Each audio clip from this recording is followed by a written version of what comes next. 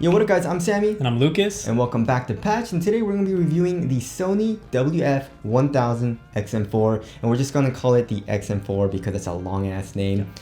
Yeah, it's going for $280, so that's retail price. If we find it on sale, we'll leave links to all of them down in the description box. We've been testing these for a while. We actually had it for how long? Like a couple months, I would say. We got it pretty much when it came out, right? Pretty much right after they came out. Yeah, exactly. So it's been at least a few months that I've been in possession of these guys, and they kind of slap. They kind of slap. Spoiler alert. Yeah, and also both of us had the XM3s, right? So the XM3s, the sound quality was great, ANC was great, battery life and all that. But one thing that I absolutely hated about it is that it's just so bulky and so big. Chonkers, dude. They were huge. And the new and improved design, this is basically like half like the size of the XM3 and the weight yeah. So just go over the overall sound quality. So of course we're just going to tell you right off the bat, we're not audiophiles. We're not like, oh, the lows and the highs are like super crisp and ambient sound, you know what I mean? It's like it just sounds, you know, it sounds good or it sounds bad, you know what I mean?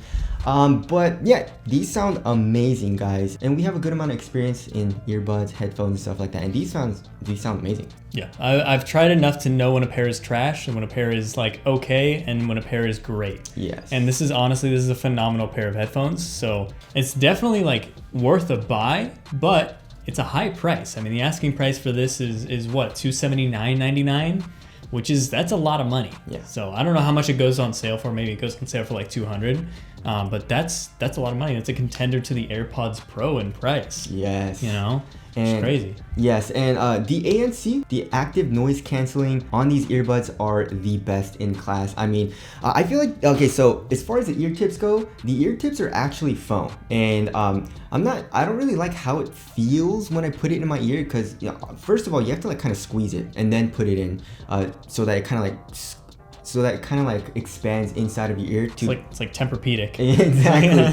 That definitely does help block out a lot of the sound, but the active noise canceling is really, really good. You don't really hear any type of like, you know, like buzzing sounds, you know, from like I guess nature, you know, like wind noise and stuff like that. It's really, really good with that. And they also have like because when there's a fan blowing it, and any sort of active noise canceling pair of headphones, usually it causes like a buzzing sound or anything like that. They actually have a setting in the app that you have to install that cancels out that noise as well, and it's actually really good at picking up when there's a fan on. It's pretty crazy. Yeah, so active noise canceling, best in class that we've tried actually from earbuds. Great sound quality like we just said, but as far as, you know, like we mentioned in the beginning of the video, it's still quite chonky, you know what I mean? Especially comparing to like AirPods. It's very thin. It's actually, let's weigh these. I wonder how much it weighs for just one earbud. 7 grams. So adds up? It definitely does add up. You know, every gram does add up, especially if it's in your ear. And it still feels a little chonky. You know, I definitely did work out in them. I played basketball, I was running in them, and I didn't really have any issues with it like falling out or anything. It definitely stayed in place, but I definitely felt it being a little like bulky inside of my ear. So if you want something a little bit lighter, or maybe you want something that as minimal as possible, this probably isn't the best option.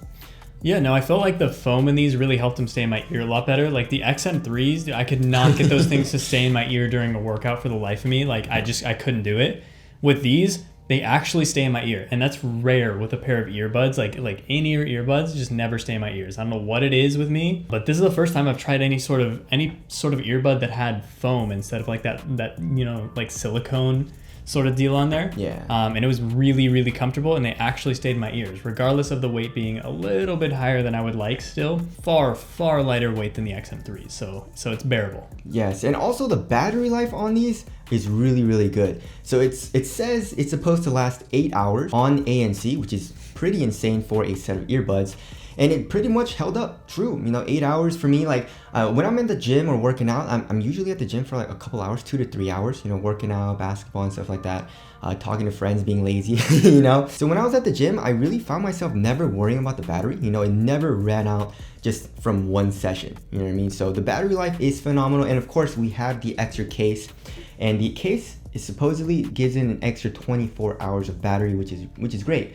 But speaking of the case is made of plastic, and it feels really cheap, especially for $280. Yeah, the XM3 case felt a lot nicer. Like it was a nice little magnet latch in there. This one has magnets as well, but it just feels a lot cheaper. It's lighter weight, which I actually like. But just the hinge mainly is what feels so janky on this thing. I feel like if the hinge was better, I really wouldn't have a problem with this. Also, I would like to have the USB-C port covered. I feel like, I don't know.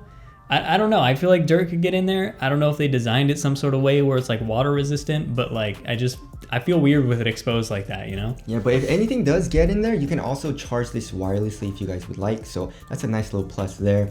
Also here in front of the case, we got an indicator light, you know, so it tells you if it's green, it's pretty much fully charged. If it's orange, it means the earbuds are charging. So that's pretty standard, I would say, you know, in earbud cases, but we actually were pretty disappointed in the quality of like, I don't know, maybe it was just the hinge, right? But it's just like overall just plastic, like a cheap feeling plastic, which kind of sucks. Not a huge deal, obviously, for the overall experience of the earbuds, but I mean, when you're using these, you're gonna be opening and closing the case a lot. So that's just something that we noticed. All right, this is what the XM4s sound like in an average room environment with mild movement. They sound pretty trash, which is, I guess, about average for a wireless pair of headphones. Also, if you're going to be working out with these, you're going to be covered because they are IPX4 rated, so they're pretty much splash proof. You can just wipe it off if sweat gets on it. And also, like I said, we did work out in them. And as far as the touch controls go, they're very responsive. I actually didn't really have any issues with like pressing it, you know, if I want to pause, play, or anything like that. So, you know, when I'm working out, ANC is on and I'm pretty much in the zone and stuff like that. But, you know, if a friend comes up and I want to talk to them, the left pair, you just click it. Of course, you can customize all of these settings inside of the app, but the left pair, if I press it once, it turns into ambient noise, right? So ambient noise actually it's good, but it's not the best that I've heard. I actually had a pretty hard time kind of like understanding what my friends were saying when I was talking to them. So I constantly had to take out the earbuds to talk to them. And if you take it out, you know, there is a sensor here in the earbud where it recognizes that you took it out and the music stops, right? So, I mean, I guess it's a little bit more convenient, but I wish the ambient noise was a little bit better. But still, I guess it was pretty good. Yeah, I would say ambient noise is like okay at best. And the app, like let's talk about the app and the pairing functionality. It kind of stinks. It kind of stinks to have as opposed to like AirPods, for example, like where you just open it up and it just pairs, you know? With this, you pretty much have to have the app for any useful functions of these. And the app stinks. I'm going to be honest with you. It stinks. Like as of right now, as of the time of this video, the app is just kind of lame. And like the firmware updates, there's always firmware updates for it and they take forever. And you need to leave the earbuds like outside of the case to do the firmware updates.